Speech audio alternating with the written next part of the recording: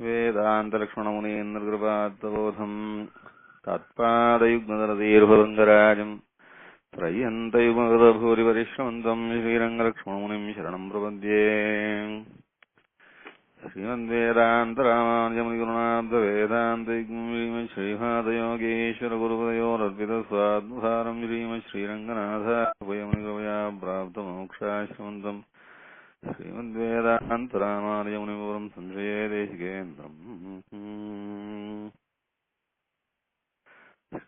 विगाहे तीर्थगोळाम् शीतलाम् गुरुसन्ततिम् श्रीनिवासयाम् बोधिपरीवाहवरम् पुराम् श्रीमान् वेङ्कटनाथार्यः कवितार्किके वेदान्ताचार्यो मे सन्निधत्तान्मुदाकृति पूजन्तम् राम रामेति मधुरम् मधुराग्रमालशिकविताशाखाम् वन्दे वाल्मीकिकोकिलम् वाल्मीकेर्मुनिसिंहस्य कवितावनचारिणः शृण्वन् रामकथानादम् कोनयादिपराङ्गतिम् यः पिबन्धतम् रामचरितामृतसारम् मधुरम् दत्तम् मुनिम् वन्दे पराशेरतमुकल्मषम् जनानन्दनम् वीरम् जानकीशोकनाशनम् कवीशमक्षहन्तारम् वन्दे लङ्काभयङ्करम् यत्र यत्र रघुनाथकीर्तनम् तत्र कृतमस्तकाञ्जलिम् बाष्पवारि परिपूर्णलोचनम् भारतीम् नमत राक्षसान्तकम्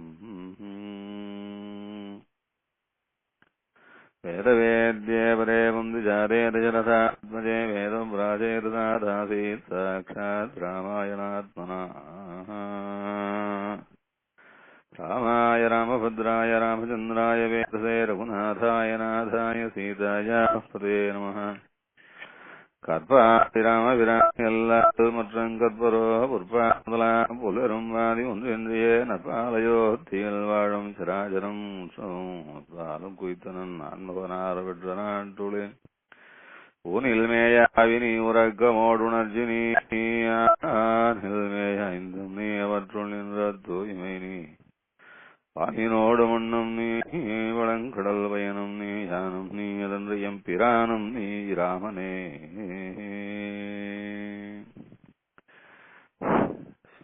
சொல்லாமல் சொன்ன ராமாயணம் என்ற தலைப்புல ஸ்ரீமத் ராமாயணத்தை ஒரு ரீதியா அனுபவிச்சுட்டு வரோம். அதுல இன்னைக்கு 6வது உபன்யாசம். சென்ற வாரம் எந்த இடத்துல விட்டோம்னா, தசரதர் அஸ்வமேத யாகம் பண்ணினார். அதிலேயே சேர்த்து ரிஷிசங்கர் புத்திரகாம எட்டி என்பதான ஒரு இஷ்டியை பண்ணி கொடுத்தார். அந்த இஷ்டியை பண்ணும்போது அதர்வசரசி புரோக்தைஹி மந்திரை சித்தாம் விதானதா என்று தசரதரை பார்த்து சொன்னார். தசரதா, உனக்கு புத்திரன் வேணும்னு கேட்கிற, உனக்கு பிள்ளைகள் பிறக்க முடியாத அதர்வசிரஸ் என்றதான மந்திரங்களை கொண்டு உனக்கு ஒரு எட்டிய பண்ணி வைக்கிறேன் என்று சொல்றார். அதாவது வேதம் என்பது 4ஆக சொல்வது உண்டு, 3ஆக சொல்வது உண்டு. பொதுவா பிரபலமான பிரகரணங்களிலே வேதத்தை 3ஆத்தான் சொல்றது. அதுவும் வேதம் பகவான யாக ரூபமா ஆராதிக்க சொல்லக்கூடிய கர்மகாண்டங்களில எடுத்துக்கும் போது யாகத்துல 3 வேதம் மட்டும்தான் பிரயோஜனப்படும். 4வது வேதமான அதர்வண வேதத்துக்கு ஒரு காரியமும் கிடையாது. அதனாலே வேதாகா த்ரயா என்று சொல்றது உண்டு, த்ரயி வித்யான்னு சொல்றது உண்டு. த்ரயி என்று சொன்னாலே வேதம் தான். இப்படி 3 வேதம்னு சொன்னா 4வது ஏன் ஒதுக்குவானே? 4 வேதம்னு சொல்றதும் 3 வேதம் சொல்றதுக்கும் அப்போ என்ன அபிப்பிராய வேதம் என்றெல்லாம் யோசிக்க தோணும். அதுல சில பேர் அதர்வ வேதத்துக்கு முக்கியத்துவம் இல்லை என்றதுனால தான் யாகத்துல 3 வேதத்தை வச்சு செய்யறது உண்டு. அஸ்வமேத யாகம் பண்ணினாருன்னா அது 3 வேதத்தினாலே அஸ்வமேத யாகம் பண்ணியாச்சு, அத்தோட முடிஞ்சு போச்சு என்று இல்லாம எப்படியாக்கும் 3 வேதம் முக்கியமோ அதே போல 4வது வேதமான அதர்வண வேதமும் அதே போலத்தான் முக்கியம். அதை ஒதுக்கக்கூடிய வேதமா நினைக்க கூடாது என்றெல்லாம் அது ரிஷிகளுடையதான மதத்தை காட்டுவதற்காக இப்படி ஒரு விஷயம் நடந்தத வால்மீகி பகவான் எடுத்து காட்டுறார். தசரதர் இடத்திலே சொல்றாருப்பா, அதர்வ சிரசி புரோக்தைஹி மந்திரை சித்தாம் விதானதா, அதர்வ சிரசிலே சொல்லப்பட்டதான மந்திரங்களை கொண்டு உனக்கு ஒரு எட்டி பண்ணி வைக்கிறேன். புத்திர காமேஷ்டி என்பது அதர்வ சிரஸ்லே சொல்லப்பட்டிருக்கு. ஆனா அதுக்கு வேற விதமான புத்திரகாமேட்டி மந்திரங்களும் சொல்லி இருக்கு. ஆனா இவர் அதர்வ சிரஸ்ல இருந்து உனக்கு பண்ணி வைக்கிறார். சில அதர்வ சிரஸ்னா என்ன அப்படின்றத கொஞ்சம் விசேஷமா கவனிக்கணும். 4 வேதத்துக்கும் சிரசு என்பதான ஒரு பாகம் உண்டு. 4 வேதத்திலையும் சிரசு என்று சொல்வது உண்டு. அது ரிக்வேத சிரசு, யஜுர்வேத சிரசு, அதர்வவேத சிரசு, சாமவேத சிரசு, அதர்வவேத சிரசு என்பதாக 4 உண்டு. இது உபனிஷத் பாகங்களை சேர்ந்தது. நாராயண உபனிஷத்து என்றதான உபனிஷத் பாகத்தை சேர்ந்தது. இப்போ என்ன திருவுள்ளப்படுறாருன்னா வால்மீகி எப்படி கர்மகாண்டத்திலே சொல்லப்பட்டதாக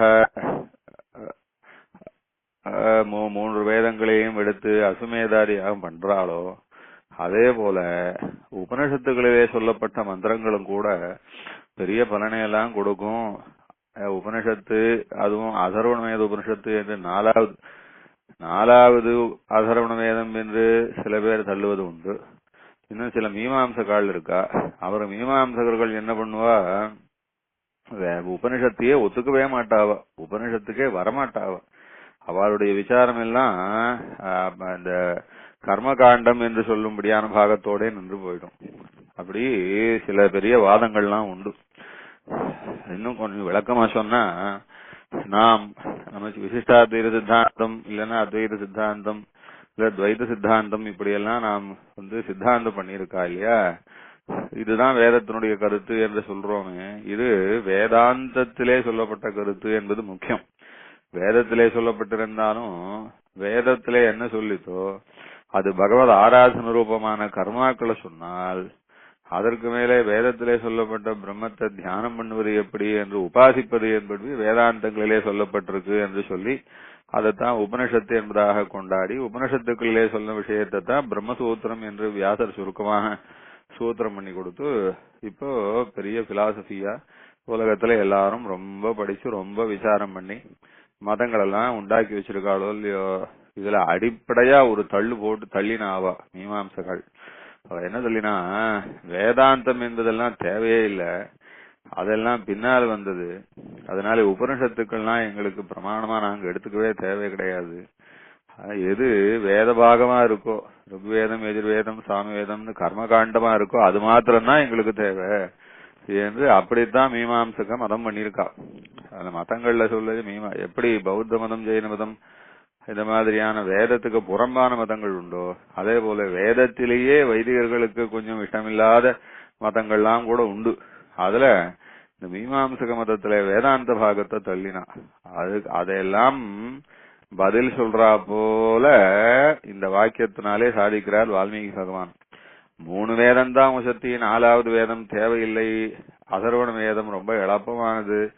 அதுல லௌகிகமான புருஷார்த்தங்கள் எப்படின்னா குழந்தை பிறக்கணும், அப்புறம் நல்ல மனைவி வரணும், இல்ல தான் விரும்பின மனைவிய தான் விரும்பின பெண்ணை வசப்படுத்தி அவளை கல்யாணம் பண்ணிக்கணும், அப்புறம் சத்ருக்களை ஜெயிக்கணும், நிறைய ஐஸ்வர்யம் வரணும், நல்ல கால்நடைகள்லாம் இருக்கும், நிறைய பயிர்லாம் நல்லா விளையணும், வியாதிக்கு பரிகாரமானது, இப்படி இந்த லௌகிகமான லாபங்களுக்காகத்தான் அதர்வண வேதமே வழியா அது பகவான் ஆராதிக்கிறதுக்கு ஏற்பட்டதான உயர்ந்த ருக்வேத எதிர்வேத சாமவேதம் போல ஒத்துக்க முடியாது என்று சில பேர் தள்ளுவாளே, அதுவும் தப்பு. அதற்கு மேல வேதத்தை ஒத்துக்கிறோம், ஆனா உபனிஷத்து பாகங்கள்லாம் எங்களுக்கு தேவையில்லை, நாங்கள் அதெல்லாம் அப்பிரமாணம், அதெல்லாம் தள்ள வேண்டிய சமாச்சாரம், அதெல்லாம் பின்னாலே ஏற்படுத்தப்பட்டது என்றெல்லாம் சில பேர் வாதம் பண்ணுவாளே, அதுவும் தப்பு என்று இந்த 2 விஷயத்தையும் தப்பா இப்படி இந்த வேதத்துல முதலிலிருந்து கடைசி வரைக்கும் வேதமும் வேதாந்தமா சொல்லப்பட்ட உபனிஷத்துக்களோ அதே போல 3 வேதமோ 4 வேதமோ மொத்தமும் பிரமாணம்தான், மொத்தமும் வசந்ததுதான், மொத்தமும் பவித்திரமானதுதான் சொல்றா போல ஒரு வார்த்தையில சொல்லிட்டு போயிட்டார் வால்மீகி பகவான். அதர்வசிரதி புரோக்தைகி மந்திரை சித்தாம் விதானதா அப்படி ரிஷிசங்கர் சொல்றார். ரிஷிசங்கருக்கு தெரியாத வேத மகிமையா இல்ல அது கூட இருந்து ஆமாம்னு நடத்தி கொடுக்கிற ஒத்துண்டு அதை ஏற்பாடெல்லாம் பண்ணி கொடுக்கிற வசிஷ்டருக்கு தெரியாத பிரபாவமா, இதான் வேத பிரபாவமா அவர்கள் அதர்வ சிரசு மந்திரத்தினாலே இந்த புத்திரகாமேட்டு யாகம் செய்து சாட்சாத் சர்வேஸ்வரனே பிள்ளையா பிறக்கும்படியா அப்படி ஒரு ஆச்சரியமான வசந்த கர்மாவை அனுஷ்டிச்சு கொடுத்தா என்றால் இதுல தள்ள வேண்டிய அம்சம்னு என்ன இருக்கும்? வேதத்திலே தள்ள வேண்டிய அம்சம்னு சொல்லலாமோ? ருக்வேதம் எதிர்வேதம் சாமவேதம் ஆசிரமண வேதம் வருஷப்படைச்சு அதர்வண வேதத்தை கடைசியில தானே சொல்றா. முதல்ல ஒன்னும் சொல்லலையே. அதர்வண வேதத்துக்கு அப்புறம் ருக்வேதம் எதிர்வேதம் சாமவேதம்னு சொல்லலையேன்னு பூர்வபக்ஷி கேட்டா கூட எப்படியா இருந்தாலும் எதையும் வரிசைப்படுத்துவது பல விஷயங்கள் இருந்தானா வரிசைப்படுத்திடும் ஆகணும். அதுல வரிசைப்படுத்தச்சே அது முற்பட்டது பிற்பட்டது என்றோ உயர்ந்தது தாழ்ந்ததோ என்றோ அப்படியெல்லாம் கூட இல்லாம இருக்கிற விஷயத்தை சேகரிக்கச்சே முதல் கடைசி என்று வரத்தான் வரும். அப்படி சொல்லச்சு ரிக்வேதம் எதிர்வேதம் சாமவேதம் அதர்வண வேதத்துல அதர்வண வேதமானது காலத்தால் பிற்பட்டது என்றெல்லாம் நினைக்க கூடாது. மகர்ஷிகளுக்கு எப்பப்பெல்லாம் எந்தெந்த வேதம் பிரத்யட்சமாச்சோ அப்பெல்லாம் அவாவா அந்தந்த மந்திரங்களை கொண்டு நமக்கு வேதத்தை கொடுத்திருக்கா. அதையெல்லாம் வியாச பகவான் பின்னாலே மொத்தமா தொகுத்து வச்சார். இப்போ நான் காயத்ரி மந்திரத்தை பிரமாதமா சொல்றோம். பிராமணன்னா காயத்ரிய சொன்னாதான் பிராமணியமே வருது, இல்லன்னா பாப்பானே இல்லன்றோம். காயத்ரி மந்திரம் அப்படியான காயத்ரி மந்திரத்துக்கு திரஷ்டா யாரு தேவதை யாருன்னு பார்க்கச்சே அந்த காயத்ரி மந்திரத்துக்கு திரஷ்டாவாக விஸ்வாமித்திரரா சொல்றோம். விஸ்வாமித்திரர் தான் காயத்ரி மந்திரத்துக்கு அவர் தான் நமக்கு காயத்ரி மந்திரத்தை கொடுத்தவர். அந்த காயத்ரி மந்திரத்தை ஜபிச்சு அவர் க்ஷத்ரியராயிருந்து காயத்ரி மந்திரத்துல சித்தி அடைஞ்சு அதனாலே கிடைச்ச பிராமணியத்தை உடையவராய் பிராமணரார்னு பாக்குறோம். இப்படி சரி, விஸ்வாமித்திரர் என்ன ஆதி யுகத்துல பிரம்மாவுக்கு முன்னாடி பிறந்தவரான்னா இல்லையே. பிரம்மாவனுடைய புத்திரர் ஒருத்தர் குஷர்னு ஒருத்தர், அவருக்கு புத்திரர் குஷராபர்னு ஒருத்தர், அவருக்கு பிள்ளை அப்புறம் காதின்னு ஒருத்தர், அந்த காதியினுடைய புத்திரர் விஸ்வாமித்திரர் என்று இப்படி காலம் போக போகத்தானே விஸ்வாமித்திரரும் ராஜாவா இருந்து பிறகு பல வசிஷ்டரோட ஒரு சண்டை ஏற்பட்டு சண்டைக்கு அப்புறம் நானும் தான் பிராமணன் ஆகணும், என்ன இருந்தாலும் திக்பலம் க்ஷத்ரிய பலம் பிரம்ம தேஜோபலம் பலம்னு என்னதான் க்ஷத்ரிய பலமா இருந்தாலும் பிராமணிய தேஜஸுக்கு முன்னாடி ஒரு தூசுக்காகுமா என்று அந்த பிராமணால அந்த கொண்டாடி அப்பேற்பட்ட நான் பிராமணனாக கூடாதான்னு ஆசைப்பட்டு அதுக்காக எவ்வளவோ காலம் தபஸ் பண்ணி அப்புறம் அந்த காயத்ரி மந்திரத்தை சாட்சாத்கரிச்சு அதுக்கப்புறம் அந்த காயத்ரி மந்திரத்துல சித்தி அடைஞ்சு அந்த சித்தி அடைஞ்சு அப்படின்னா அப்போ காயத்ரி மந்திரம் பின்னாடி வந்தது சார். அது விஸ்வாமித்திரர் தானே காயத்ரியே கண்டுபிடிச்சு கொடுத்தார். அதுக்கு முன்னாடி அந்த காயத்ரி மந்திரத்தை பத்தி யாரும் பேசினவாளே கிடையாதோ இல்லையோ, யாருக்குமே தெரியாதோ இல்லையோ. அப்ப காயத்ரி மந்திரம் பின்னால் வந்தது அப்படின்னு ஒரு ரிசர்ச் பண்ணி காயத்ரி மந்திரமானது பிற்காலத்தில் ஏற்பட்டது என்பதால் அதற்கு அவ்வளவு முக்கியத்துவமும் மகத்துவமும் ஏற்றுக்கொள்ளப்பட முடியாது அப்படின்னு ஒருத்தர் ரிசர்ச் பண்ணி எழுதினான்னா இது யார் ஒத்துப்பா? அதனால மந்திரமானது அந்தந்த காலத்திலே தேவைக்கேற்ப ருக்வேத எதிர்வேதங்கள்லாம் அது ரிஷிகளுக்கு பிரத்யட்சமானது. எல்லா மந்திரமும் ஆதியிலேயே பிரம்மாவுக்கு பிரத்யட்சம் தான். அதனாலதான் பிரம்மாவை 4 முகத்தினாலும் 4 வேதங்களையும் எப்பவும் சொல்லிட்டு இருக்காருன்னு சொல்லச்சு. பிரம்மாவுக்கு முதல்ல ஒரு மூஞ்சி முளைச்சுது, அப்புறம் ரெண்டாவது முகம் முளைச்சுது, அப்புறம் 3வது 4வது முகம்னு தனித்தனியா முளைச்சு ஒவ்வொரு முகமும் முளைக்க அவர் ருக்வேதம் சொல்லி அப்படி 4 வேதமும் வரிசையா சொல்லிட்டு இருந்தார் என்பதெல்லாம் அப்படி யாரும் சொல்ல மாட்டாளே, அப்படி ஒரு புராணமும் கிடையாது. அதனால எப்படி பிரம்மாவுக்கு 4 முகம் ஏற்பட்டதோ அதே போல அந்த 4 முகத்திலாலும் அவர் எப்பவும் எப்படி 4 வேதங்களை சொல்லிட்டு இருக்காருன்னு சொல்லப்பட்டிருக்கோம். அதுல ஏற்றத்தாழ்வு என்ன இருக்கு? ரிஷிகளுக்கு பிரத்யட்சமாகும் போது அது பிற்காலத்திலே வரலாம்.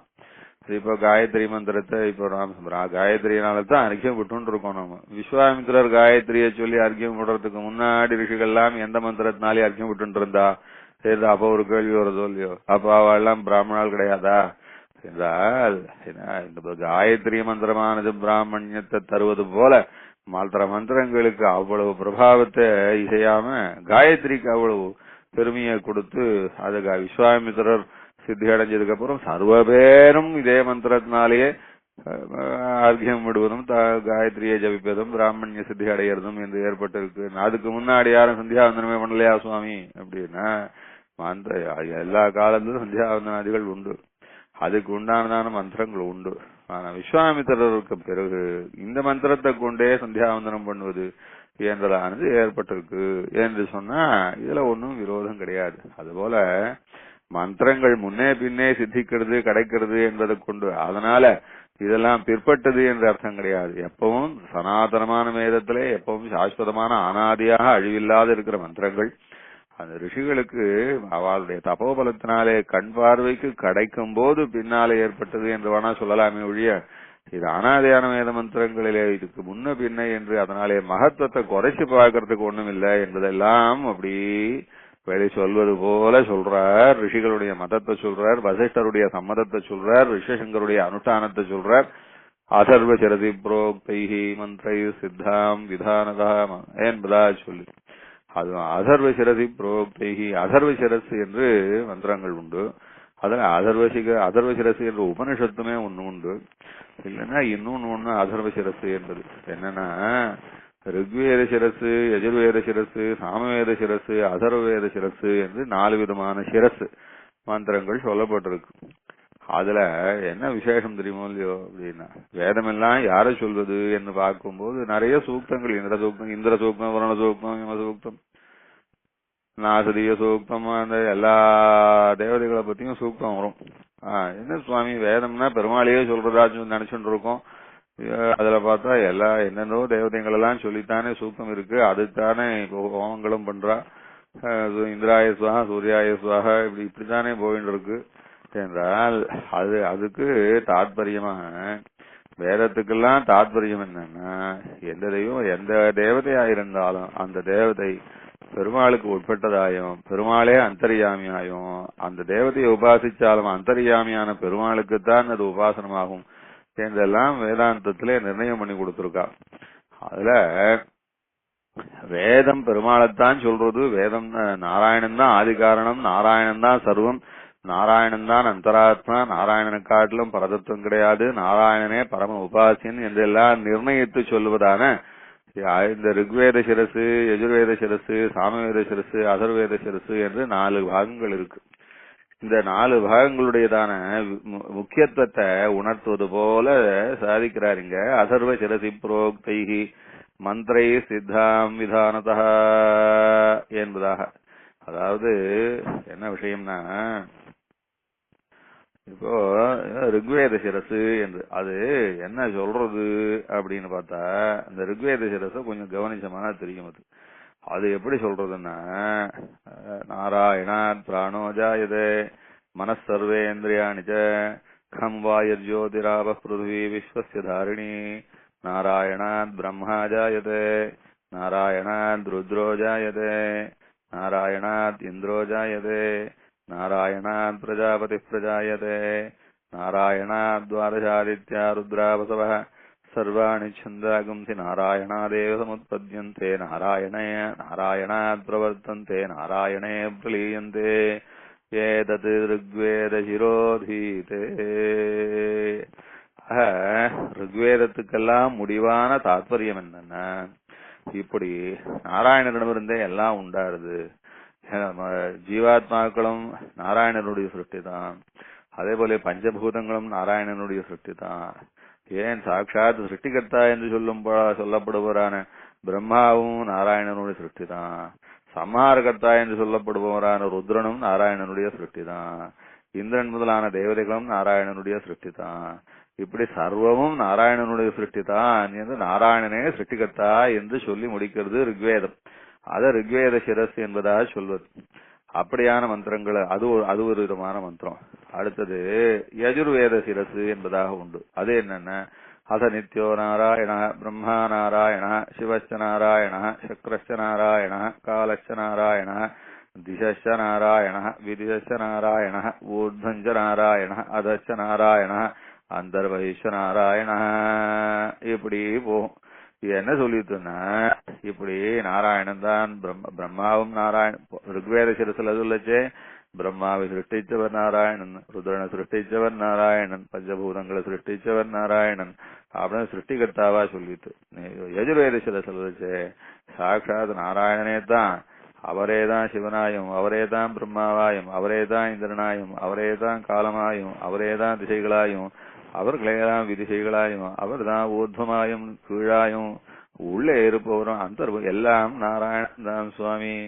அதனால நிரஞ்சனோ நிர்விகல்போ சுத்தோ தேவ ஏகோ நாராயண நத்விதீயோ திகச்சது ஏவம் வேத ச விஷ்ணுரேவ பவதி ஏதத்யஜுர்வேதசிரோதீதே.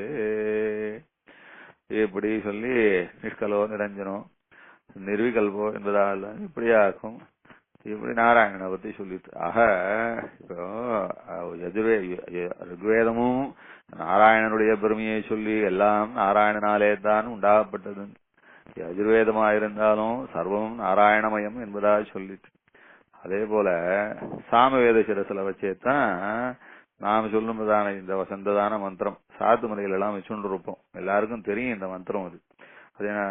அது என்னன்னா ஓமித்யேக அக்ஷரம் நமிதி த்வே அக்ஷரே நாராயணாயேத பஞ்சாக்ஷராணி ஏதத்வை நாராயணஸ்யாட்டாட்சரம் பதம் யோகவை நாராயணஸ்யாட்டாட்சரம் பதமத்யேதி அனபப்ரவ சர்வமாயரேதி விந்ததே பிராஜாபத்யம் ராயஸ்போஷம் கௌபத்யம் ததோமிருதத்வமஸ்னுதே ததோமிருதத்வமஸ்னுதேதி என்பதா சொல்லி இது சாமவேத சிரஸ். இது எல்லாருக்கும் தெரியும்.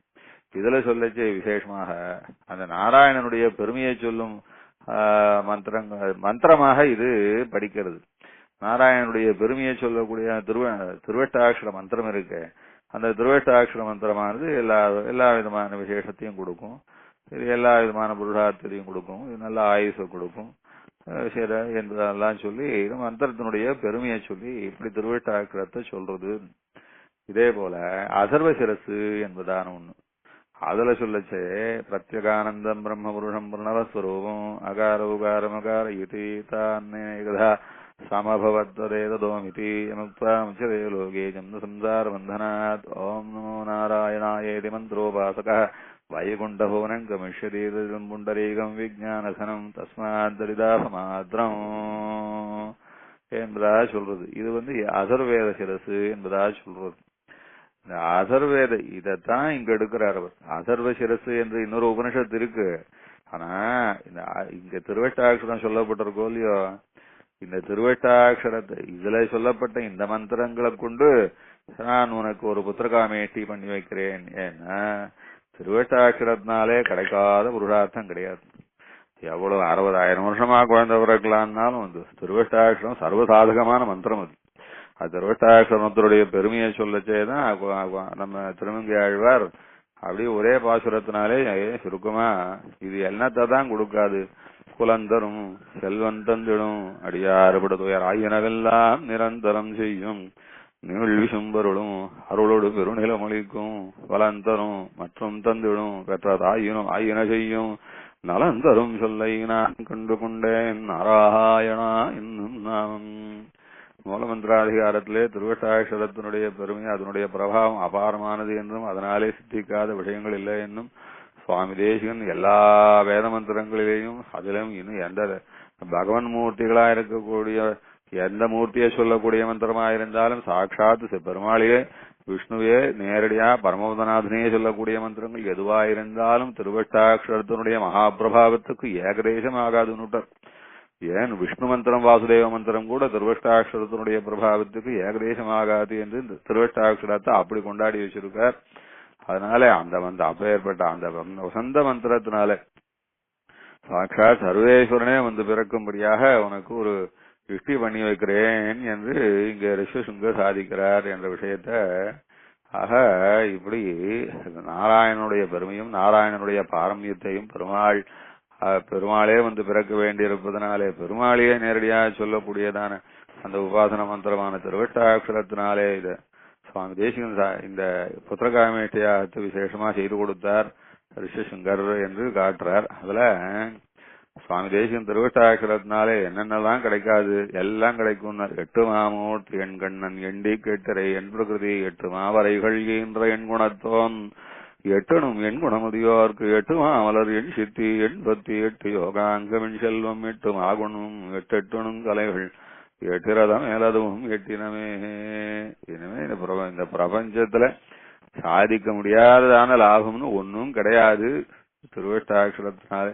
சாதிக்க முடியாதது ஒன்றும் கிடையாது என்று கொண்டாடி சொல்றாரு. அப்பேற்பட்டதான மந்திரத்தை கொண்டு இங்க இந்த ரிஷிசிங்கர் அத திருவட்டாட்சரத்தினாலேன்னு சொல்லாம அத திருவட்டாட்சரம் உள்ளடக்கினதான இந்த அதர்வ சிரசு இதை கொண்டு பண்ணி வச்சாருன்னா அதர்வ சிரசு என்ற பதத்தை போட்டு அது ஏற்கனவே 3 வேதத்தினாலே அஸ்வமேத யாகம் பண்ணினான்னா 4வது வேதமான அதர்வ வேதத்தில் அதுலயும் அதர்வ சிரசு என்று சொல்ல முடியான இந்த மந்திரத்தை கொண்டு இது வேதாந்த பாகமானது. அதர்வ சிரசுலையும் அதர்வண வேதத்துக்கும் வேதாந்த பாகமான இந்த மந்திரங்களை கொண்டு இப்படி செய்து கொடுத்தார் என்பதனாலே 3 வேதமும் அதே போல 4வது வேதமும் அதர்வண வேதம் அது அத்தோடு சேர்ந்து எந்த வேதத்தினுடைய உபனிஷத் பாகங்களாயிருந்தாலும் எல்லாமே வசிஷ்டர் ரிஷிங்காதி மகர்ஷிகள் எல்லாம் அப்படி ஒன்னாக பாவிச்சு வசத்தியாக அதை அனுஷ்டானத்திலே வச்சிருந்து அந்த அனுஷ்டானத்தை லோகமறிய அதை ஒரு யாகமாகவும் புத்திரகாமேட்டியாகவும் நடத்தி கொடுத்து சாட்சாத் சர்வேஸ்வரனையே 60,000 வருஷம் குழந்தை இல்லாதவனுக்கு குழந்தையா பித்து பிறக்கும்படியாக பண்ணி வச்ச இப்ப ஏற்பட்டதான இந்த வேதத்தினுடைய பெருமையும் அதுல உபனிஷத் பாகங்களுடைய பெருமையும் எல்லாம் எல்லாரும் கொண்டாடப்பட வேண்டிய அம்சம்தான் சொல்வது போல அது அதர்வ சிரசி புரோக்தை மந்திரை சித்தாம் விதானதா என்பதா சொன்னார்னு அது அது இதுல ஒரு விசேஷம். ராமாயணத்துல வால்மீகி பகவான் கதையா நிறைய சொன்னாலும் அந்த கதைக்கு நடுவுல சில வார்த்தைகளினாலேயே அப்பொழுது பல பேருக்கு அப்பொழுதோ இல்ல இன்னும் பிற்காலத்துல நான் ரிசர்ச் பண்றேன் என்று சொல்லி பல விஷயங்களை கவனிக்காம ரிசர்ச் பண்ணி ஏதாவது தாறுமாறா அபிப்பிராயங்கள் எல்லாம் உண்டாக்குவாளே அவளுக்கெல்லாம் பதில் சொல்றா போல இப்படி அந்த விஷயங்கள் எல்லாம் அழகா சொல்லி வச்சிருக்கார். சரி, இப்போ ரிஷிசிங்கர் இந்த புத்திரகாமேட்டி பண்ணி கொடுத்தார், அனுகிரகம் பண்ணினார், 4 குழந்தைகள் பிறக்க போறார். சரி, அதுக்கு அந்த யாகம் அந்த புத்திரகாமேட்டி பண்ணச்சே அக்னியிலிருந்து அந்த பூதம் வந்தது அப்படின்னார். எந்த அக்னியிலிருந்து வந்ததுன்னு கேட்டார். அதுக்கு சொன்ன தத்தோவை எஜமான சியபாவகாத துலபம் அப்படின்னு. அதாவது இப்போ இஷ்டி பண்றா அப்படின்னா இப்ப நம்ம நாட்டுல கூட சுதர்சன ஹோமம் தன்வந்திரி ஹோமம் அப்படின்லாம் பண்ணுவா. அதுக்கு ஒரு ரித்விக்குன்னு ஒருத்தரை வரிச்சு அவர் தான் பிரதானமா இருந்து அந்த ஹோமம் பண்ணிட்டு இருப்பார். அது ஏகாக்னி, அதாவது ஒரு குண்ட அக்னி. இந்த ஒரு குண்ட அக்னியில செய்யலாம்னு நிறைய இஷ்டிகள் எல்லாம் அதர்வணத்துல சொல்லியிருக்கு. இப்ப சொன்னனே சத்ரு ஜெயம், அவர் நல்ல பத்னி வேணும், இல்ல தான் ஆசைப்பட்ட அழகான பொண்ணு தனக்கு பத்னியா வரணும், நிறைய ஐஸ்வர்யம் வேணும், நிறைய பூமி எல்லாம் சம்பாதிக்கணும், பயிர் நன்னா விளையணும், எல்லாத்துக்கும் யாரும் சொல்றதோ இல்லையோ இதெல்லாம் ஒரு அக்னியிலே பண்ணக்கூடியதானது, ஒரு அக்னியை வச்சு பண்றது. ஆனா அஸ்வமேத யாகம்ன்றது 3 அக்னியை வச்சு பண்றது. போன வாரம் சொன்னேன் இந்த விஷயத்த. இந்த எஜமானனுடைய அக்னிக்கு கார்கபத்தி அக்னின்னு பேர். அந்த அக்னியை அவர் அக்னிஹோத்திரம் பண்ணி எப்பவும் காப்பாத்தின்னு வந்துட்டு இருப்பார். அந்த அக்னியினால்தான் 3 அக்னியுமே சேர்த்து கார்கபத்தி அக்னியிலிருந்து ஆகவனியாக்னி தட்சிணாக்னின்னு உண்டாக்கி வச்சுட்டு அந்த ஆகவனியாக்னின்னு ஒரு குண்டம் வச்சுப்பா. 3 குண்டம் ஆக்கி அந்த ஆகவனியாக்னியில தான் ஹோமம் பண்ணுவார். யாரு? இந்த யாகத்துக்கு ரித்விக்காக வரிக்கப்பட்டதான அந்த அத்வரியமானவர் பண்ணுவார். இப்ப வசிஷ்டர் ஆகவனியாக்னியில ஹோமம் பண்ணிட்டு இருக்கார், பண்ணி முடிச்சாச்சு. அப்புறம் திருப்பியும் 2 அக்னியா 3 அக்னியை ஒரு அக்னியா கன்வெர்ட் பண்ணிடுவா, அதாவது சேர்த்துருவா. இப்ப இந்த எஜமானனுடைய அக்னினா கர்கபத்தி அக்னின்னு பேர். இப்ப தசரதர் கார்கபத்னி அக்னி இடத்துல அவர் அங்க அமர்ந்திருக்கார். இப்ப பக்கத்துல தனியா இன்னொரு அக்னி, இது ஒரு குண்ட அக்னியினாலே பண்ணக்கூடியது. இது ஒரு அக்னி, இது ஏகாக்னின்னு சொல்லும்.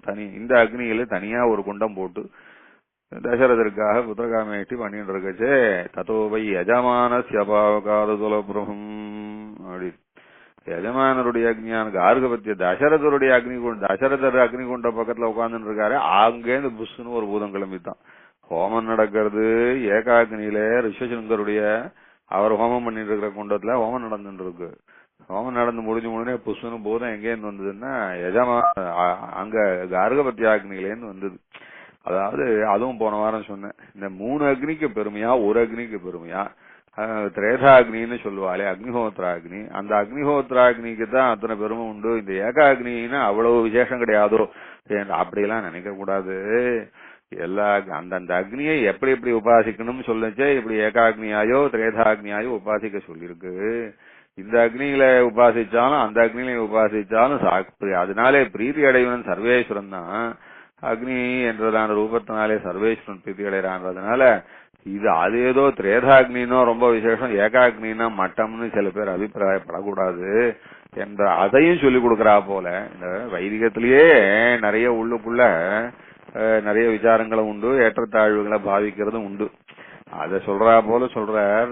ஏகாக்னிலே ஹோமம் பண்ணான்னா திரேதாக்னில இருந்து பலன் கிடைக்கிறது பாருங்கன்றார். ஒரு பூதம் ஆச்சரியமா சர்வலட்சண சம்பன்னம், ரொம்ப அழகான பூதமா ஒண்ணு, பாக்குறதுக்கே ஆச்சரியம். திவ்யாபரண பூஷிதம், ரொம்ப அழகா இருந்தது அந்த பூதம் பாக்குறதுக்கே. லட்சணமா பூதம்னா ஏதோ பயங்கரமான பேய் பிசாசு மாதிரி இல்லையா, திவ்ய லட்சண சம்பந்தம்னு ரொம்ப வசத்தியா இருந்தது அந்த பூதம். ஆச்சரியமா சேவை சாதிச்சது அப்படின்னு சொல்றாரு. கையில பாயசத்தை கொண்டு வந்து கொடுத்தது அப்படின்னு. இது மாதிரி புத்திரகாமேஷ்டி பண்ணினா பாயசம் கொடுக்கற கதை இன்னொரு கதை உண்டு. அது பாகவதத்துல வரும். இது தசரதர் இப்போ இக்ஷ்வாகு வம்சம்ன்றது இது இப்ப ஏற்பட்டது. அதாவது இப்ப ஏற்பட்டதுன்னா இந்த வைவஸ்வத மன்வந்திரத்துல நடந்துட்டு இருக்கு. இப்படி இல்ல, ஆதி சுவாயம்போ மன்வந்திரத்துல, சுவாயம்போ மன்வந்திரம், சுவாரோஜ மன்வந்திரம், உத்தமம், தாமசம், ரைவதம், சாக்ஷணம்னு 6 மந்திரங்கள். அதுக்கப்புறம் வைவஸ்வத மன்வந்திரத்துல இந்த கதை நடந்துட்டு இருக்கு. ஆரம்பத்திலேயே அங்க அந்த துருவனுடைய வம்சத்துல, துருவன் ஆரம்பத்திலே சுவாயம்போ மன்வந்திரத்திலே ராஜாவா இருந்தார். அந்த துருவனுடைய வம்சம், அந்த துருவனுடைய வம்சத்துல ஒரு 2-3 தலைமுறை தள்ளினா அங்கன்னு ஒரு ராஜா இருந்தான். அங்கன்னு பேர், அவன் அங்கஹா அப்படின்னு பேர். அந்த அங்க அவனுக்கு புத்திரன் இல்லாம இருந்த போது புத்திரகாமேஷ்டி பண்ணி வச்சா. அப்பயும் அந்த புத்திரகாமேஷ்டில இருந்து ஒரு பூதம் கிளம்பி வந்தது. அதுவும் ஒரு பாயசம் கொடுத்தது. அந்த பாயசத்தை அவன் பத்னிக்கு கொடுத்தான். பத்னிக்கு குழந்தை பிறந்தது. பிறந்த குழந்தை இது வரைக்கும் பிரபஞ்சத்துல பிறக்காத அசத்து குழந்தை. புத்திரகாமேஷ்டி பண்ணி வச்சு அப்படியாக்கும் ரிஷிகளுடைய அனுகிரகம் சாட்சாத் அந்த யாகத்தினுடைய அதிசய பலனாக இதே ஒரு பூதம் கிளம்பி வந்து பாயசம் கொடுத்து, அந்த பாயசத்தை அவன் பொண்டாட்டிக்கு கொடுத்து, அந்த அப்படி பிறந்த குழந்தை மகாசத். அது அவனுக்கு வேணன்னு பேரு. இந்த கதை பாகவதத்துல வரும். மகாசத்து என்ன பண்ணிட்டுன்னா, சக்கரவர்த்தி ஆன உடனே யாரும் எந்த தேவதையும் சோதனை பண்ணக்கூடாது. யாரும் உங்களை வந்து வீட்டுக்கு வீடு வாசல் வந்து காவல் இருந்து காப்பாத்துறாளா? நான் காவல் போட்டு காப்பாத்துறேன், திருடன் இல்லாம ராஜ்யத்தை பாத்துக்கிறேன். என்ன எல்லாரும் கொண்டாடாம என்ன தேவதைகளாமே எங்கேயோ ஒழிஞ்சின்னு இருக்கா சொர்க்கலோகத்துல, அவளுக்கு என்ன பெரிய யாகம், என்ன அவிஸ், என்ன யார் இந்த வேதம், வைதிகம், உபாசனம், இந்த மந்திரம், தபசு எல்லாரையும் நிறுத்துங்கோ. இப்படி ஒரு இரண்யன் போட்ட ஆர்டரை விட மோசமானது. அந்த மாதிரியான யாராவது உபாசி, நான் தான் ராஜா, உங்க புஸ்தகத்துல என்ன சொல்லிருக்கு? சர்வேஸ்வரன் தான் ராஜா அவருடைய ரூபத்துல வந்து ரட்சிக்கிறார். ரட்சணம்ன்றது விஷ்ணுவனுடைய காரியம்னு விஷ்ணு நேரம் வந்து ரட்சிப்பாரா? என் மூலமா தான் ரட்சிக்கிறார், நான் தான் எல்லாத்துக்கும். இது வந்து பிரமாதமான ஆர்டர் போட்டு மொத்தம் அந்த அப்பேற்பட்ட ஆதி காலத்துல வைதிக காலத்துல ஸ்தம்பிச்சு போச்சு. அப்படி ஒரு அசத்து, மகா அசத்து. அதுவும் அந்த காலத்துல சக்கரவர்த்தி போட்டா அதுக்கு மறு பேச்சு கிடையாது. இப்பெல்லாம் வந்து பிரசிடென்ட் தப்பு பண்ணா கூட அதுக்கு கூட எதனா கோர்ட்ல இருக்கிற அளவுக்கு என்னென்னமோ சட்டம் எல்லாம் வருது. பிரைம் மினிஸ்டர் தப்பு பண்ணா கூட அதெல்லாம் அந்த காலத்துல அப்படி எல்லாம் ஒண்ணும் கிடையாது. ஒரு ராஜா ஒருத்தனை கூட்டு தலையை வெட்டினான்னா ஏன்னு யாரும் கேட்க முடியாது. ஒரு ராஜா ஒரு பொண்ணை வீட்டுன்னு போயிட்டானா யார் என்னன்னு கேட்க முடியாது.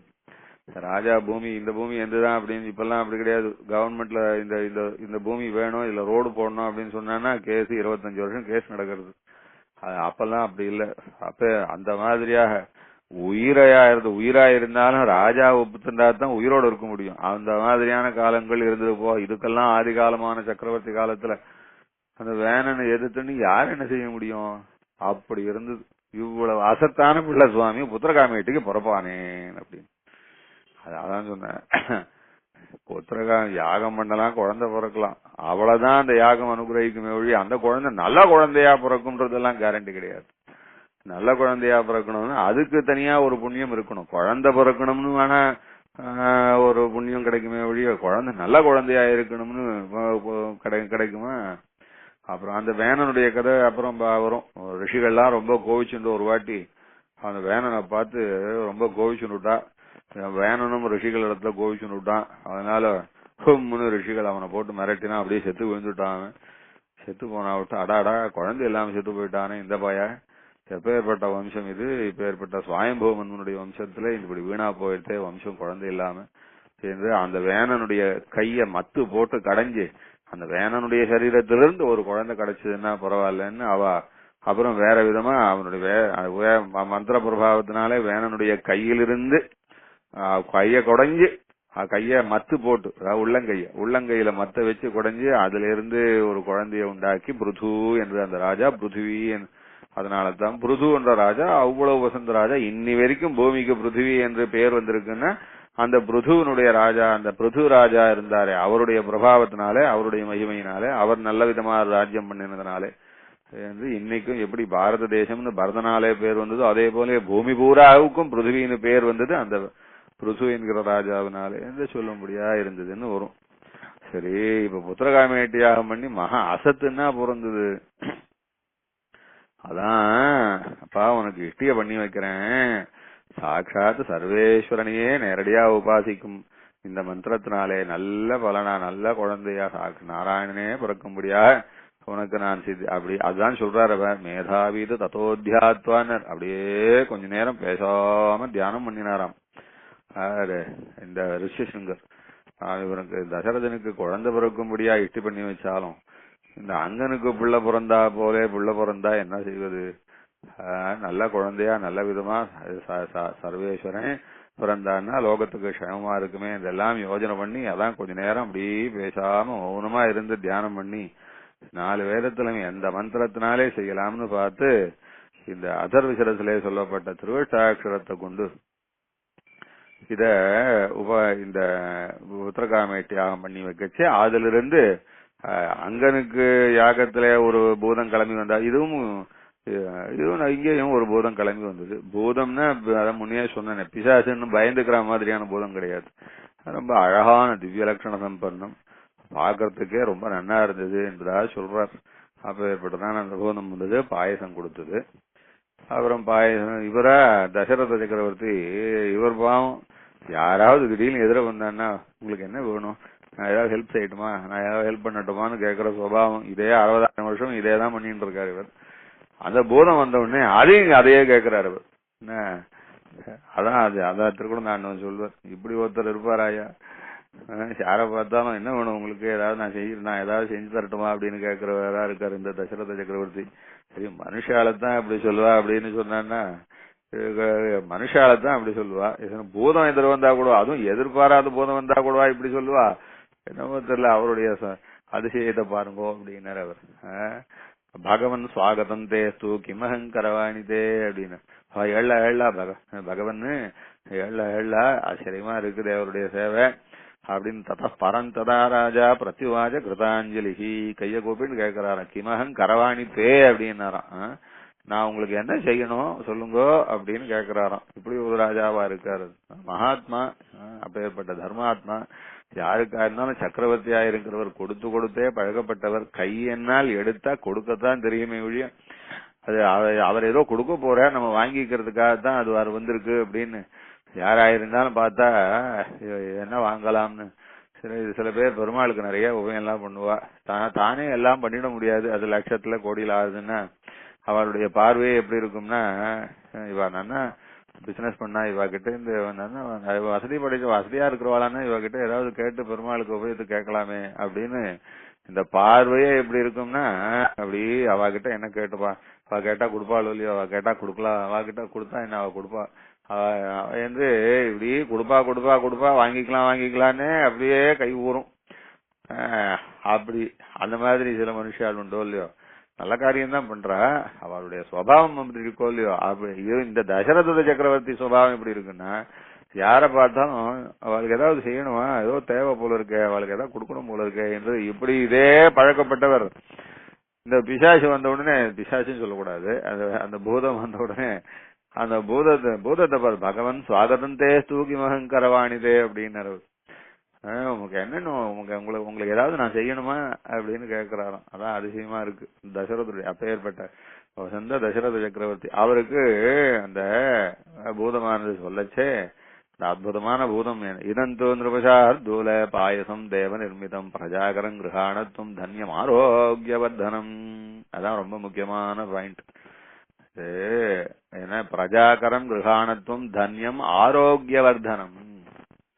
வா நான் இதுல ஒரு பாயசம் தேவலோகத்துல இருந்து கொடுத்து அனுப்பிச்சிருக்கா. இந்த பாயசம் ரொம்ப நல்லது. இது என்ன பண்ணும் தெரியுமோ, ஆரோக்கியத்தை கொடுக்கும். இதை உன்னுடைய பத்னிகளிடத்திலே கொடு. என்னன்னா இது வரைக்கும் குழந்தை பிறக்காத அளவுக்கு ஏதோ அவளுக்கு ஆரோக்கிய தடை இருந்திருக்கு. அந்த ஆரோக்கியமும் தடையும் ஏதோ பாபம் தான் அது. அதனால எல்லாம் இருக்கும், பாக்கிறதுக்கு நல்ல பலசாலியா இருப்பான். அவன் போய் டெஸ்ட் பண்ணுவான், உங்களுக்கு குழந்தை பிறக்காது சார் அப்படின்னுவா டாக்டர். அதே ஸ்திரீயா இருப்போம், அவளும் பாக்குறதுக்கு அப்படி தேவதை மாதிரி இருப்போம், அப்சரஸ் மாதிரி இருப்போம். அவளை டெஸ்ட் பண்ணி பார்த்தானா என்னமோ தெரியல உங்களுக்கு குழந்தை பிறக்கிறதுக்கு சான்ஸ் இல்லைன்னுவா. அது போல என்ன ஸ்திரீத்துவம் இருந்தாலும் பும்சம் இருந்தாலும் குழந்தை பிறக்காத இருக்கிறதுக்கு ஏதோ ஒரு புண்ணிய தடை இருக்கு. அதனால இப்போ அசுமேதையா பண்ணியாச்சு, புத்திரகாமேஷ்டி பண்ணியாச்சு, அதனால அந்த தடையெல்லாம் போயிடுச்சு. மேற்கொண்டு இந்த பத்னிமாரிடத்துல ஆரோக்கியம், அவளுக்கு குழந்தை பிறக்கிற ஆரோக்கியம் போடும். ஏன்னா இந்த கௌசல்யா 60,000 வருஷம் கழுவி, இனிமே குழந்தை பிறக்கிற நிலைமையெல்லாம் இல்ல. அவளுக்கு குழந்தை பிறக்கணும். அது போல இன்னும் கை சுமித்ரா எல்லாருக்கும். இதுல கௌசல்யன்னா 60,000 வருஷம் கழுவி. கை ரொம்ப சின்னவ, அதாவது ரீசெண்ட் மேரேஜ் மாதிரி நினைச்சுக்கணும். அதனாலதான் கை கிட்ட தசரதனுக்கு ஒரு மாதிரி ரொம்ப வியாமோகம். என்ன ரொம்ப சின்ன பொண்ணா கல்யாணம் பண்ணின்னு வந்திருக்கார், அது வேற. அதனால ரொம்ப ஆசை வேற, பாக்குறதுக்கு என்ன இருந்தாலும் இளமைனா அதனுடைய ஆகர்ஷணம் வேறதான். இப்ப இவாளுக்கெல்லாம் குழந்தை என்னமோ பிறக்கல, குழந்தை பிறக்கல. தசரத சக்கரவர்த்திக்கு தான் பிறக்கலன்னு வச்சுக்கோங்களேன், எல்லா பெண்களுக்கு தான் பிறக்கல. இவர் என்ன பண்ணார், அந்த பூதமானவர் அவர் இந்த பாயசத்தை கொடுக்குச்சே, பிரஜாகரங் கிரகாணத்துவம், இது குழந்தைகளை தரக்கூடியதா இருக்கும், குழந்தைகளை உண்டு பண்ணக்கூடியதா இருக்கும். அந்த கரம்னு பிரஜா கரம்ன்ற வார்த்தையை கவனிக்கணும். அது குழந்தைகளை உண்டு பண்ணக்கூடியதா இருக்கும். இதை வாங்கிக்கோப்பா, இது ரொம்ப தன்யம், ரொம்ப தன்யம், ரொம்ப விசேஷமானது, புண்ணியத்தை தரக்கூடியது. ஆரோக்கியவர்தனம் பாரியானாம் அனுரூபானாம், அவளுக்கு ஆரோக்கியத்தை கொடுத்து அஸ்னீதேதி பிரயச்சவை. என்ன விஷயம்னா அந்த அந்த பத்னிமாருக்கு குழந்தை பிறக்கிற அளவுக்கு ஆரோக்கியத்தை கொடுக்கும் அப்படின்னு. அதாவது பாயசம் தானே குழந்தையா பிறந்தது, அப்ப தசரதற்கு பிள்ளையா பிறந்ததுன்னு எப்படி சொல்லலாம்? அது என்ன தசரதர் குழந்தைன்னு சொல்லலாமா? பாயசம் குழந்தையா பிறந்துட்டு 3 பேருக்கும் அப்படின்னு சில நாஸ்திகர்கள் வாதம் பண்றது உண்டு. அதுக்கு இடமில்லாம சாதிக்கிறாருங்க. இத கவனிச்சா அந்த சந்தேகம்லாம் வராது. இது என்னன்னா ஒரு டானிக். அது அந்த பாயசம்ன்றது தேவலம் அப்பேற்பட ஒரு டானிக். அது திவ்யம் தான், விசேஷம் தான், தேவலோகத்தில இருந்து வந்துதான். அது ஒரு டானிக். அது எப்படி டாக்டர் இடத்துல போனா அவ குழந்தை பிறக்கலையா, இதுங்க இந்த மாதிரி டானிக் எல்லாம் சாப்பிடுங்க எல்லாம் சரியா போயிடும் என்று சொல்லி எப்படி கொடுப்பாளோ அது போல இது ஒரு விசேஷமான டானிக். இது இந்த டானிக்கை கொடுப்பா குழந்தை உன்னுடைய பத்னிகளுக்கு குழந்தை பிறக்கும். ஆக குழந்தை என்பது பிறப்பதா இருந்தா அது அந்த ஸ்திரீகள் மாத்திரம் உண்டாக்குவது என்று இல்லாம, இது பின்னால தசரதருடைய பத்னியா இருந்து தசரதராலத்தான் கர்ப்பம் உண்டாகி தசரதருடைய குழந்தை தான் வாழலாம். வெறும் பாயசமே மட்டும் குழந்தையா பிறந்துடுத்துன்னு நினைக்க கூடாது. இந்த பாயசமானது தேவ அனுகிரகமாயும் அது திவ்யமாயும் அது பெரிய ஆரோக்கியவர்தனமானதான், அது ஒரு டானிக்காயும் அதை அப்படி பாவிச்சு அவளுக்கு அது கொடுக்கப்பட்டது என்றுதான் அதை புரிஞ்சுக்கணும்னு அதை உள்ளடக்கி சொல்றாரு அவர். ஏன்னா பின்னாடி சொல்லச்சு லக்ஷ்மணன் இந்திரஜித்தை வதம் பண்ணச்சு, அவரு கையில இருந்த எல்லா அஸ்திரமும் போட்டாச்சு, இனிமே ஒன்னும் கிடையாது, எதுக்கும் இந்த இந்திரஜித்து ஒன்னும் அசைய கூட இல்ல, சாக மாட்டேங்கிறான். என்ன பண்ணார்னா உடனே லக்ஷ்மணன் ஒரு புது அஸ்திரத்தை உண்டாக்கின்றார். அது வரைக்கும் அந்த மாதிரி அஸ்திரமே யாரும் உபயோகிச்சதில்லை. அது என்ன தெரியுமா இல்லையோ அப்படின்னா ராமாஸ்திரம்னு பேரு. ராமனையே அஸ்திரமா தியானம் பண்ணி விட்டார் ஒரு அம்பு. தர்மாத்மா சத்யசந்த ராமோ தாசரசரியதி பௌருஷேஜ பிரதித்வந்த்வா சரைனம் ஜெகி ராவணிம் என்பதா சொல்லி ஒரு அஸ்திரம் விட்டாராம். ரொம்ப விசேஷமான ஸ்ரீமத் ராமாயணத்துல ரொம்ப பவர்ஃபுல்லான வாக்கியம் மந்திரம்னு சொல்லுவா பெரியவா. நம்ம திருக்குழந்தாண்டவன் ராமாயண உபன்யாசம் ஆரம்பிக்கிற காலங்கள்ல இந்த தர்மாத்மா சத்யசந்த ராமோ தாசரசரியதி பௌருஷேஜ அப்ரதித்வந்த்வா சரைனம் ஜெகிராவணிம் அப்படின்ற இந்த ஸ்லோகத்தையும் தியானம் பண்ணி ஆரம்பிக்கிறது உண்டு. தியான ஸ்லோகங்கள்லயே இந்த வாக்கியத்தை சேர்த்துக்கிறது உண்டு. ஏன்னா ராமாஸ்திரம் ரொம்ப வீரியமுடையது. ராமனுடைய அனுகிரகத்தையே பூர்ணமாடுது. சாசா லக்ஷ்மணனே பிரத்யட்சிச்சு இந்த அஸ்திரத்தை விடுறார். அதனால லக்ஷ்மணனுக்கு சித்திச்சதான ராமாஸ்திரம் என்று விசேஷமா அதுல என்ன விஷயம்னா, தர்மாத்மா ராமன் தர்மாத்மாவாயிருப்பது சத்தியமானால், சத்தியசந்தனாயிருப்பது சத்தியமானால், தாசரதியாயிருப்பது சத்தியமானால், தசரதகுமாரன் என்பது சத்தியமானால், இதையும் ஒரு கண்டிஷனா போட்டுக்கிறார். அதுல ராமோ தாசரதிர் எதி எதி ராமஹ தாசரதி எதி ராமஹ தர்மாத்மா எதி ராமஹ சத்தியசந்தா அம்பே இந்த இந்திரஜித்தை போய் சீவி தள்ளு அப்படின்னு அனுப்புறாரு. அதுல தசரத புத்திரனா இருந்த தசரதரிடமிருந்து பத்னிகளுக்கு கர்ப்பம் உண்டானா தானே தசரத புத்திரன்னு சொல்லலாம். இல்லன்னா எப்படி சாட்சாத் தசரத புத்திரன் எப்படி சொல்லணும்? பாயசம் பெண்களுக்கு குழந்தையா பிறந்துடுத்துன்னு சொல்லலாமோ இல்லையோ என்று ஆர்கியூ பண்ணுவா. அந்த ஆர்கியூமெண்ட்டுமே தப்புதான். இருந்தாலும் அத பின்னாடி சொல்றேன்.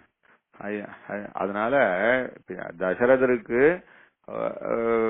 பத்னிமாரிடத்துல தசரதராலே பத்னிமார்களுக்கு கர்ப்பம் உண்டாகி அந்த கர்ப்பம் தான் ராமன் குழந்தையா 4 குழந்தையா பிறந்தா அப்படின்றத காட்டுறதுக்காக தன்யம் ஆரோக்கியவர்தனம்னு ஒரு பதம் போட்டிருக்காரு இங்க. அப்புறம் அவர் அந்த பத்னிமாரிடத்துல அந்த பாயசத்தை வாங்கிட்டார், 4 பேருக்கும் கொடுக்கிறார். இதுல ஒரு விஷயம் இருக்கு. மனு தர்மத்துல என்ன பண்ணார், அவர் ஒரு விஷயம் சொன்னார். என்ன விஷயம்னா, இப்போ நம்ம சாதாரணமா பார்க்கலாம், நம்ம கடையில இருந்து நல்ல ஆச்சரியமான பிரமாதம் பெரிய குண்டா மாம்பழம்,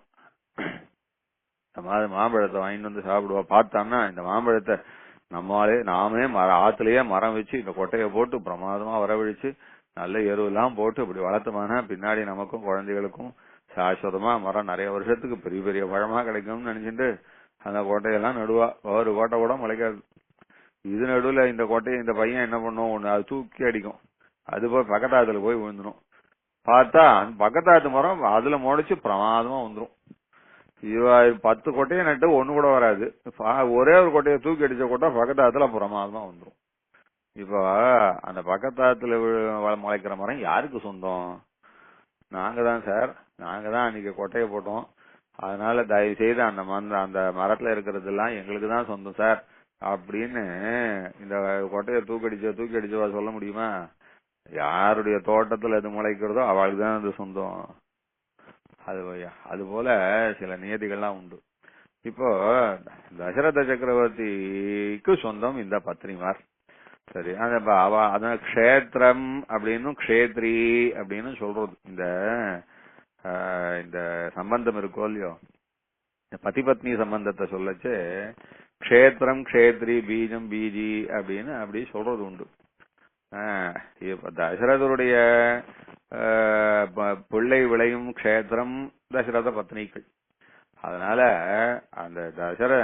அந்த பத்னிமாரிடத்துல சாஸ்திரியமாக ஒரு தேவதானுகிரகத்தினாலே பிள்ளை பிறந்தா அது எப்படி ஆகும்? யாருடைய க்ஷேத்திரமா இருந்தாலும் யார் அதை தூக்கி எறிஞ்சாலும் அதை கொட்டை முளைச்சு கொடுத்தோம்னா அது அவளுக்கு தானே சொந்தம். அது போல தசரதனுடைய பத்னிமாரிடத்துல தேவானுகிரகத்தினாலே பாயசமே குழந்தையா பிறந்திருந்தாலும் கூட அது தசரதருடைய புத்திரன் தான். ஏன்னா தசரதருடைய பிள்ளை விளையும் க்ஷேத்திரம் தான் பத்னியானவள். அந்த மாதிரி ஒரு ஆர்குமெண்ட் உண்டு. ஆனா அந்த மாதிரி ஆர்குமெண்ட்டுக்கு கூட இடம் வைக்காம வால்மீகி காட்டுறார், இது தன்யம் ஆரோக்கியவர்தனம்னு. இது குழந்தைகளுக்கு கொடுக்கிற அளவுக்கு ஆரோக்கியத்தை கொடுக்கக்கூடிய மருந்து இது. அதனால இத கொண்டு போய் கொடு அப்படின்னு சொன்னார். அவருக்கும் அப்புறம் கொண்டு போய் கொடுத்தா வாங்கிட்டா. சரி, அதை கொடுக்கச்சே என்ன பண்ணார்னா அது விசேஷம் பண்ணார் அவர். எப்படி கொடுத்தாரு அப்படின்னா, முதல்ல கௌசல்யைக்கு அந்த பாத்திரத்துல, அந்த திவ்யமான அந்த தங்க பாத்திரத்துல வெள்ளி மூடி போட்டு இருந்தது, அதுல இருந்த பாத்திரத்துல பாதி பாயசத்தை கௌசல்யக்கு கொடுத்தாராம். என்ன அத சொல்றார் அவர், கௌசல்யாயை நரபதிகி பாயசார்த்தம் ததௌ ததா அர்த்தாதர்த்தம் ததௌ சாபி சுமித்ராயை நாரதிவா கைகேயை சாவசிஷ்டார்த்தம் ததா ததௌ புத்திரார்த்த காரணாத் பிரததௌ சாவசிஷ்டார்த்தம் பாயசஸ்யாமிருதோபமம் அனுசிந்திதுமித்ராயை புனரேவ மஹீபதி ஏவம் தாசாம் ததௌ ராஜா பாரியாணாம் பாயசம் பிருதகு அப்படின்னு இந்த பாயசத்தை கொடுக்கறத ஒரு விதமா சொல்ற. பாயசத்தை கொடுத்தார். என்ன பண்ணார் அப்படின்னா சுமித்ரைக்கு பாதி கொடுத்தாராம். இது அது 3 பேர் ஒய்ஃப்னா 3 பேருக்கு ஈக்குவலா பிரிச்சு கொடுக்க வேண்டியது தானே. இவா 3 பேருக்கு குழந்தை பிறக்கணும்னு தீர்மானம் பண்ணிட்டார். அவருக்கு மொத்தம் 350 பத்தினி இருக்கா இல்லன்னு, ஆனா இருந்தாலும் இவாதான் முதல் பிரதான மகிழ்ச்சிகள் வந்திருக்கிற பாயசத்துல இவாளுக்கு பிரிச்சு கொடுக்கலான்னு. இவாதான் யாகத்துக்கும் உண்டான பத்தினிகள், அதனால யாக பத்தினிகளா இருக்கிறவா இவாளுக்கு கொடுக்கிறார் அவர். கௌசல்யக்கு பாதி கொடுத்தாராம். ஈக்குவலா பிரிச்சு கொடுக்க வேண்டாமா? அதுக்கு என்ன விஷயம்னா கௌசல்யக்கு தான் இப்ப ரொம்ப ஆரோக்கியம் தேவை. அவ்வளவு 60,000 வருஷம் கிழவி, அதாவது தசரதருக்கு 25 வயசுலயே கல்யாணம் ஆயிடுது. அப்ப ஏற்பட்ட கிழவிக்கு கொஞ்சம் கூட தான் டானிக் கொடுக்கணும், அதனால பாதி கொடுத்தாராம் அவர்.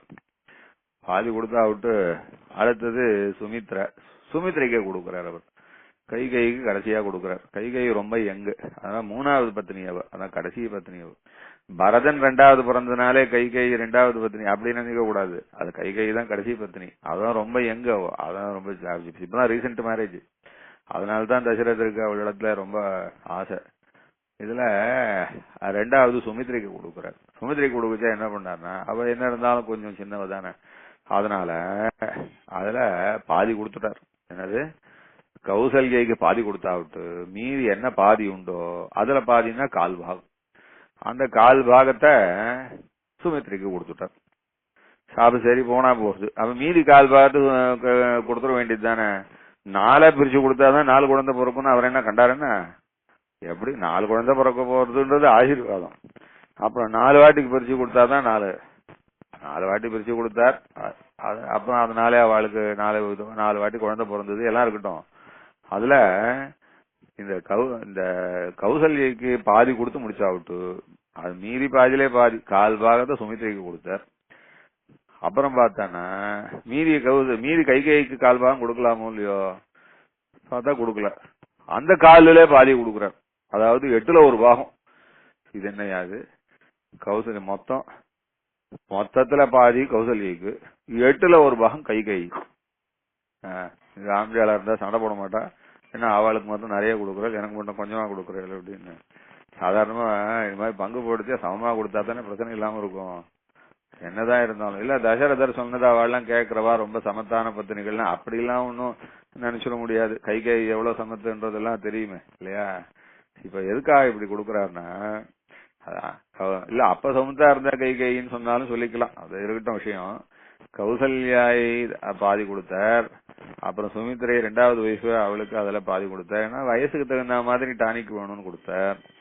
அப்புறம் கைகைக்கு கொடுக்குது, அவளுக்கு கொஞ்சம் கொடுத்தா போறோம். அவன் புதுசா எங்கா வேற இருக்கா. அது மாத்திரம் இல்ல, வந்திருக்கிறது ரொம்ப டேஸ்ட், பயங்கர ஸ்வீட், ரொம்ப ஸ்வீட்டான தேவலோகத்து பாயசம். என்னதான் தேவாமிர்தமா இருந்தாலும் ஸ்வீட்டுன்னு சில பேருக்கு அடியோட பிடிக்காது. ஸ்வீட்டுன்னா அடியோட பிடிக்காது. அதான் கௌசல்யா அந்த கைகை எப்பேற்பட்டவன்னா அவ ரொம்ப சட்டுன்னு கோவிச்சுக்கிறவ, சட்டுன்னு கோவிச்சுக்குவ. அதான் பரதனே சொல்லுவான், அந்த பரதன் கேகய ராஜ்யத்துல இருப்பான். தசரதர் சொர்க்கத்துக்கு போச்சு, கேகய ராஜ்யத்துல இருப்பான். தூது விட்டு அனுப்புவா, சீக்கிரம் வர சொல்லி வசிட்டர் அனுப்புவார். தூதர்கள்லாம் வருவா. வந்த உடனே பரதன் கேட்பான், என்ன திடீர்னு வந்திருக்க, எல்லாரும் சௌக்கியம் தானே? எல்லாம் சௌக்கியமா? கௌசல்யா சௌக்கியமா? அவ சௌக்கியமா? அவ சௌக்கியமா? எங்க அம்மா சௌக்கியமா? அப்படின்னு விசாரிக்கிட்டு, அம்மா சௌக்கியமான்னு கேட்கலாமோ இல்லையா. அதான் சதா சண்டி குரோதனா பிராஜ்யமானினி அப்படின்னு. எங்க அம்மா இருக்காளே மகா சண்டைக்காரியாச்சே, தான் தான் பெரியவன்னு எப்பவும் நினைப்பாச்சே, எப்பவும் கோவிச்சுட்டு இருப்பா, ஒரே கோவமாச்சு, புருன்னு கோவம் வருமே, எங்க அம்மா எப்படி இருக்கான்னு கேக்குறான். அதான் அவன் அம்மாவை பத்தி சொல்லச்சே, சதா சண்டி குரோதனா பிராஜ்யமானினி அப்படின்னு. எப்ப பார்த்தாலும் கோச்சிக்கிறவ, தான் தான் பெரியவன்னு நினைக்கிறவ, ஆத்ம காமா சதா சண்டி அப்படின்னு. எப்பவும் சுயநலம் முடிச்சவ எப்படி இருக்கா, எங்க அம்மா சௌக்கியமா இருக்கா அப்படின்னு சௌக்கியமா இருக்காளா அப்படின்னு கேக்குறான். அதாவது இப்ப ஏற்பட்ட சுவாவம் இருக்கிறவாளுக்கு என்ன தேவாமிர்தமா ஸ்வீட் கொடுத்தாலும் பிடிக்காது. சரி இது தேவலோகத்தில இருந்து வந்திருக்கு, சாப்பிடணும், குழந்தை பிறக்கணும்ன்றதுக்கா. சில பேர் இடத்துல பார்த்தா அப்படி சில பேருக்கு பாயசம் கொடுத்தா ஒரு டம்ளர் பாயசம் கொடுத்தா கூட வாங்கிக்கிச்சு ஆசையா வாங்கிப்பா. எதையும் சாப்பிட்டுட்டு இன்னும் கூட கொடுத்தா பாயசம் வாங்கிக்கலாம் அப்படின்னு அந்த மாதிரி சில பேர் அந்த பார்வையிலேயே தெரியும். சில பேருக்கு ஒரு டம்ளர் பாயசம் கொடுத்தா பார்க்க செய்வே மூஞ்சி சின்னதா போயிடும். இவ்வளவு பாயசம் கொடுக்குறா, பாதி கொடுத்தா போறாதா அப்படின்னு சொல்லிட்டு வாங்கிக்கச்சேவே அவ மனசு அவ மூஞ்சி ஒரு மாதிரி சுருங்கி போயிடும். ஒருத்தருக்கு பாயசம் கொடுத்தா ஒரு டம்ளர் பாயசம் வாங்கினோடனே மூஞ்சி இன்னும் விகாசமா போய் இதை விட இன்னொரு டம்ளரும் வாங்கி சாப்பிடலாமேன்னு தோணும். ஒருத்தருக்கு கொடுத்தா அவ கொடுக்க ஆரம்பிக்கச்சேவே அதை பார்க்கலாம். இந்த காவி கொடுக்கறவா பாயசம் கொடுக்கறதுன்றது ரொம்ப ரேரா இருக்கும். இப்ப காவி கொடுக்கறதுன்றது எல்லாருக்கும் சகஜம் தானே. உடனே கொடுக்க போரும் போரும் போரும் போரும் கொஞ்சம் கொஞ்சம் கொஞ்சம் கொடுங்க அப்படின்வா. ஏன்னா அது சில பேருக்கு அது பிடிக்கும், சில பேருக்கு பிடிக்காது. என்னமோ காஃபின்னா எல்லாரும் தேவாமிரதமா சாப்பிடுச்சு, அது சில பேருக்கு பிடிக்காது. இந்த கைகேயானவள் எப்பேற்பட்டான ஆத்மகாமா சதா சண்டி குரோதனா பிராஜ்யமானினின்னு அவளுக்கு டெபனேஷன் கொடுக்கறாரு. அவளையோ பெருமாள் கீதையில சொல்லச்சே ரொம்ப கோவப்படுறவா, ரொம்ப எதுக்கெடுத்தாலும் வேகப்படுறவா இருந்தாலும் அவளுக்கு ஸ்வீட் எல்லாம் பிடிக்காது, அவளுக்கு காரம் தான் பிடிக்கும் அப்படின்னு சாதிக்கிறார்.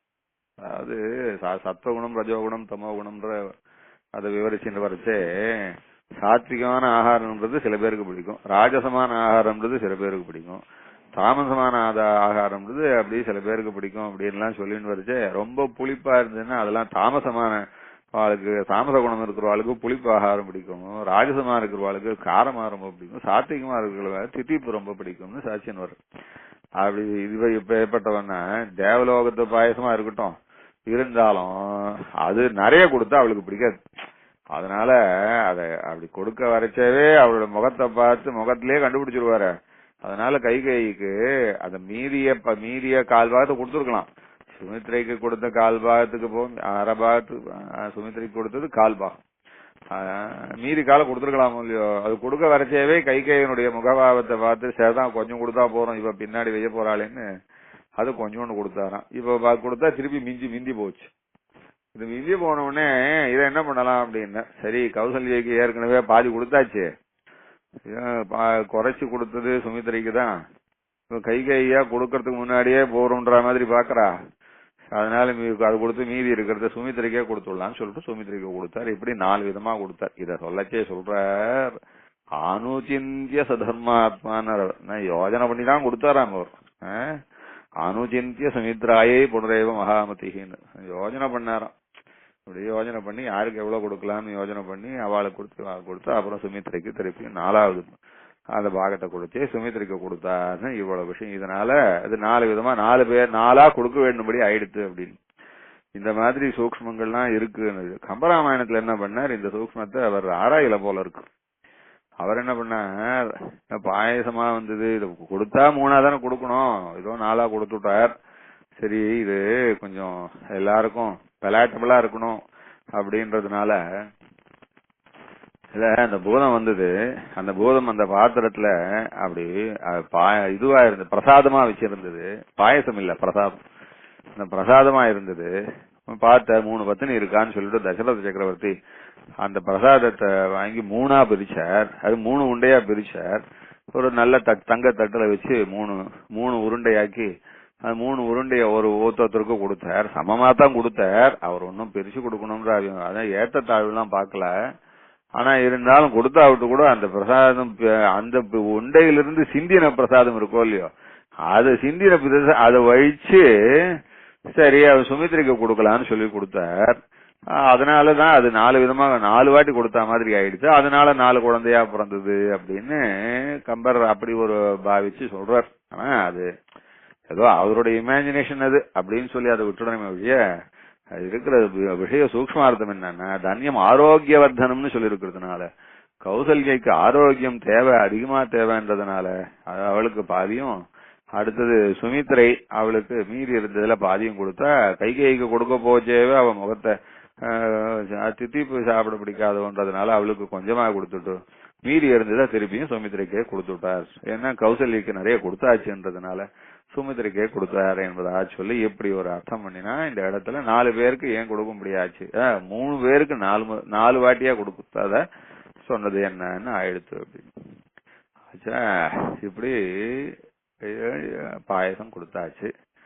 பாயசம் கொடுத்தா விட்டு அடுத்தது அவளுக்கு கர்ப்பம் உண்டாச்சு. சீக்கிரம் கர்ப்பம் உண்டாச்சு. அதுதான் தசரதரால தான் கர்ப்பம் உண்டாச்சு. அதை கவனிக்கணும். ஆரோக்கியவர்தனம்னு ஆரோக்கியத்தை கொடுத்ததுனால அவளுக்கு குழந்தை. அதுதான் சொன்னார் அவர். ஏன்னா ஹுதாசனாதித்ய சமான தேஜசோ அசிரேண கர்ப்பான் பிரதிபேதிரே ததா அப்படின்னு அந்த பாயசத்தை சாப்பிட்டதுனால சீக்கிரம் குறைஞ்ச காலத்திலேயே அவளுக்கு கர்ப்பம் உண்டாச்சுன்னு சொன்னார். பாயசத்தினாலே கர்ப்பம் உண்டாச்சுன்னு சொல்லல. பாயசம் சாப்பிட்டு கொஞ்ச காலத்துல சீக்கிரமா அவளுக்கு கர்ப்பம் உண்டாச்சுது அப்படின்னு சொன்னார் அவர். அப்புறம் இப்படியாச்சு. அப்புறம் யாகம் முடிஞ்சு எல்லாருக்கும் நல்ல விடையெல்லாம் கொடுத்து அனுப்பிச்சாச்சு. எல்லாருக்கும் விட சாச்சு. அவளுக்கு போக வேண்டிய ஏற்பாடுகள்லாம் பண்ணி கொடுத்துட்டு தசரதர் ரொம்ப சௌக்கியமா எழுதியிருந்தார் அப்படின்னு சொல்லச்சே தத்வாதசே மாசே சைத்ரே நவமி கேது. அடுத்தது பெருமாள் பறக்கிறத பத்தி சொல்ல போற. பெருமாளுடைய திவ்ய அவதாரம் 18வது சர்க்கம். இந்த 18 பெருமாள் அவதரிக்கிறத பத்தி சொல்றார். அவதரிக்கிறத பத்தி சொல்லச்சே பெருமாள் அவதரிச்சார்னு சொல்லக்கூடாதோ. தசரதருக்கு 4 குழந்தை பிறந்தாள்னு சொன்னா போறமோ இல்லையோ. பார்த்தார் என்ன பண்ணாரு தெரியுமோ இல்லையோ. வால்மீகி பகவான் பெருமாளுக்கு சேர்த்து ஜாதகம் போட்டு கொடுக்கிறார். ரொம்ப விசேஷம். ஆதி காவியமான ராமாயணத்துல பெருமாள் அவதரிச்சதுக்கு ஜாதகம் போடுறார். ததச்சத்வாதசே மாசே சைத்ரே நவமி கேது நக்ஷத்ரே ஆதிர்தைவத்யே ஸ்வோச்ச சம்ஸ்தேஷு பஞ்சசு கிரகேஷு கர்க்கடே லக்னே வாக்பதா விந்துநாதः प्रोद्यमाने जगन्नाथं सर्वलोक नमस्कृतं कौसल्या नयद्रामं सर्वलक्षणं युतं விஷ்ணோரர்தம் மகாபாகம் புத்திரமைக்ஷ்வா கவர்தனோ அப்படின்னு பெருமாள் அவதரிச்சதை சொன்னா போறாதோ. பெருமாள் அவதரிச்ச போது ஜாதகம் எப்படி இருந்ததுன்னு சாதிக்கிறார். ரொம்ப ஆச்சரியமா சாதிக்கிறார். இந்த ராம ஜாதகம்னு இந்த இடத்துக்கு பேரு. ரொம்ப இந்த வாக்கியங்களை தெரிஞ்சிருந்தாலும் விசேஷம்தான். இந்த சில பேர் இந்த ராம ஜாதகத்தை அப்படியே ஜாதக கட்டமா போட்டு வச்சு அதை பூஜிச்சா அவளுக்கு ஜாதக தோஷம் எல்லாம் போய் அவ சௌக்கியமா இருப்பா, கிரக தோஷங்கள்லாம் ஒன்னும் பாதிக்காது என்றெல்லாம் ரொம்ப நாளா பிராச்சீனமா நம்பிக்கை உண்டு. அப்ப ஏற்பட்டவன் அந்த ராம ஜாதகத்தை போட்டு காட்டுறார் வால்மீகி.